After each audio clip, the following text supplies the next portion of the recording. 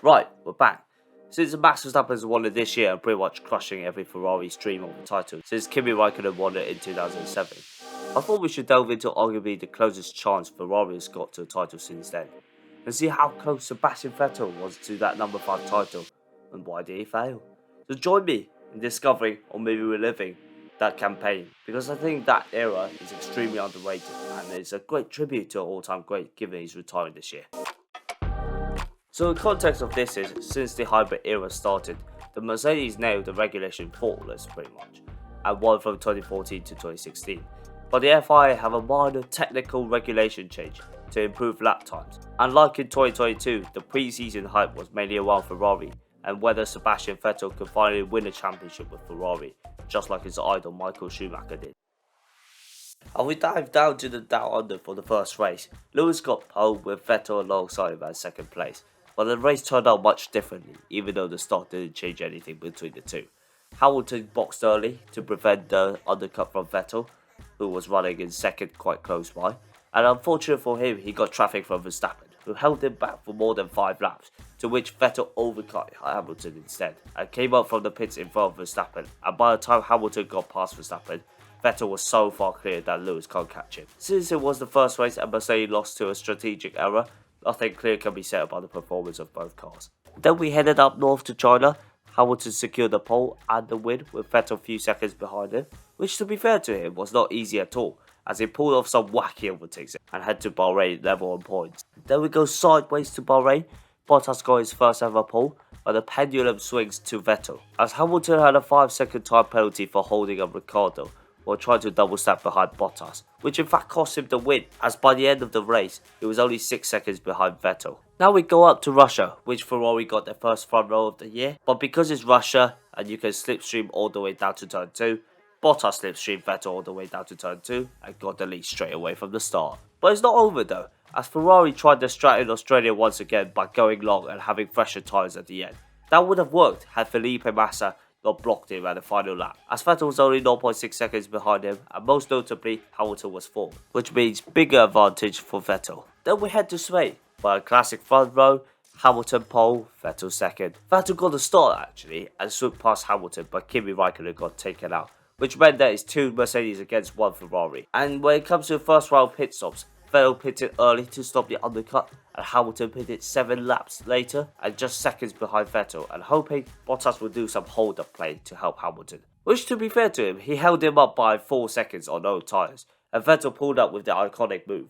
A better run this time. Well, let's see. He's going to have to dummy him. He's going to have to pretend he's going right. And Sebastian Vettel goes onto the grass this time. Sebastian Vettel on the inside does manage to get past. But at the end, Hamilton still had fresher tyres, which made it go him at the end, closing the championship gap to 6 points. What was mad though is that other than the top 3, everyone got lapped, considering there's a virtual safety car in this race. Then the big boy Monaco. Hamilton started 14th, which is because he struggled to warm up his tyres in the first round of Q2, and his final flying lap in Q2 was impeded by Stoffel van Dorn, that crashed towards the end of the session. So Raikkonen got pole with a Ferrari front row. Monaco is the only place which overcut actually works, because of how much time it takes to warm up cold tyres. So in the race, Vettel actually managed to overcut Kimi and got the win with Hamilton 7th, which is fair play to Hamilton because it's Monaco and it's really hard to overtake that. And it's Ferrari's first 1-2 since Germany 2010.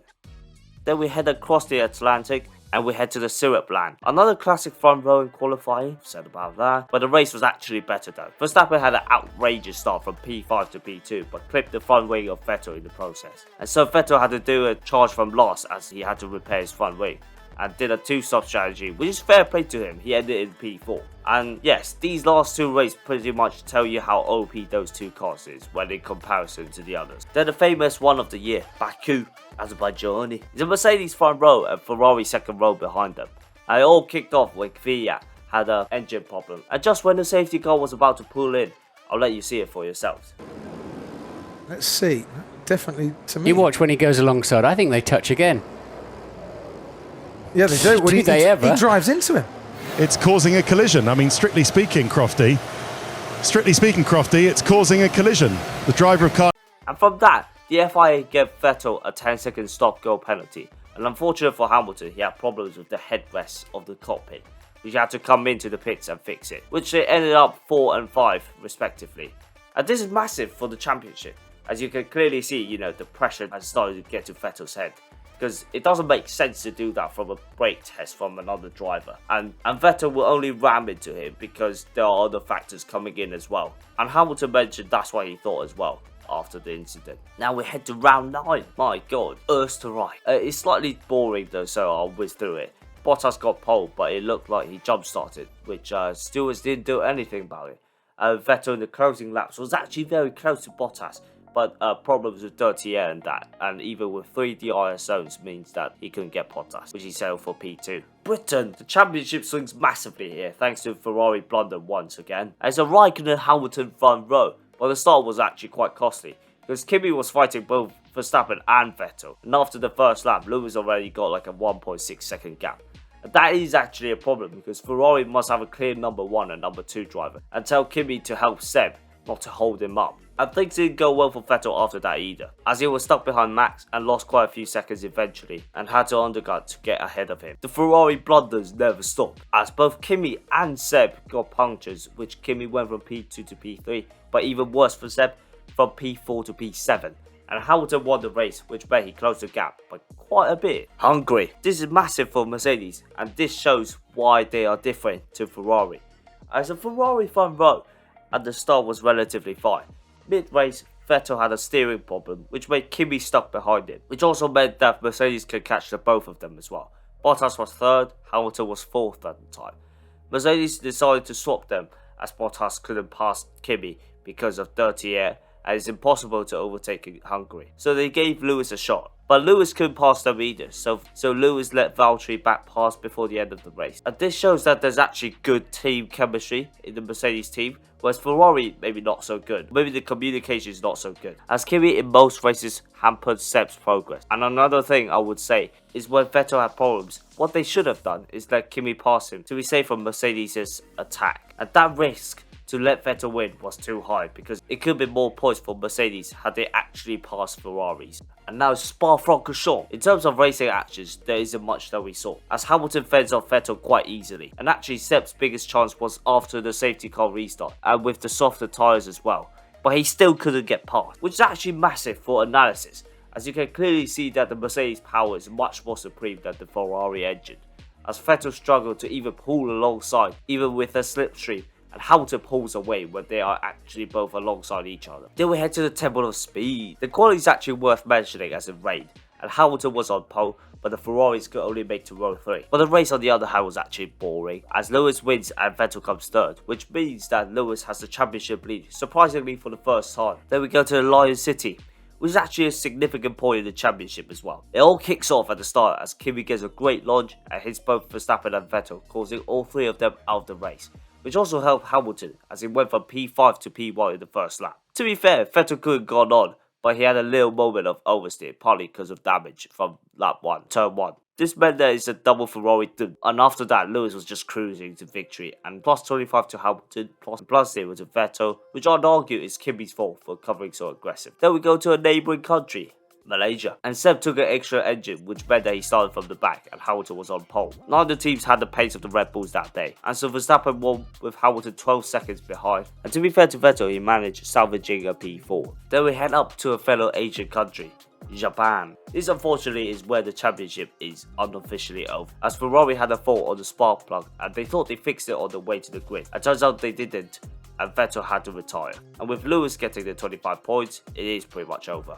Even Martin Brundle said. And to be fair, the Ferrari reliability isn't really that bad at the start, until these 2 races, with Kimi getting a DNS and now Vettel a div. But the Mercedes reliability is much better than them there. Even though we thought the championship is over, that's probably not what Vettel thought, as in howdy old land. So you don't know where I'm from, dog. Vettel lined up in 2nd place and pipped Hamilton at the start, but a few laps later Lewis got Seb because he just had more pace, and in the end he won by 10 seconds, which means it's more advantage to Lewis. Unlike the US GP, this one is actually interesting though, and you know what country it is, because both Vettel and Hamilton had to pit early because of lap 1 incidents. Both had plenty of overtaking to do, which actually makes it quality, but unfortunately for Vettel, Hamilton's got enough points from previous rounds to seal the title with 2 to go. In terms of the title race, these last 2 races were irrelevant, as Hamilton sealed the title already, but Vettel won in Brazil, Bottas won in Abu Dhabi. The Constructors' Championship was also sealed way beforehand. But however, me being me, I want to know, what if all the luck went Vettel's way? Was it actually possible to win number 5?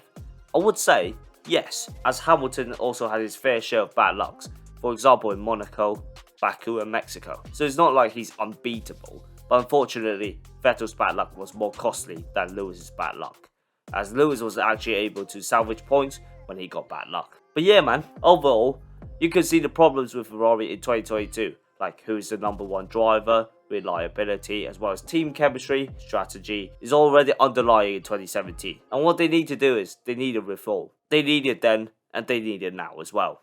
Not only the team principal, but people in the team has to go as well. Nice.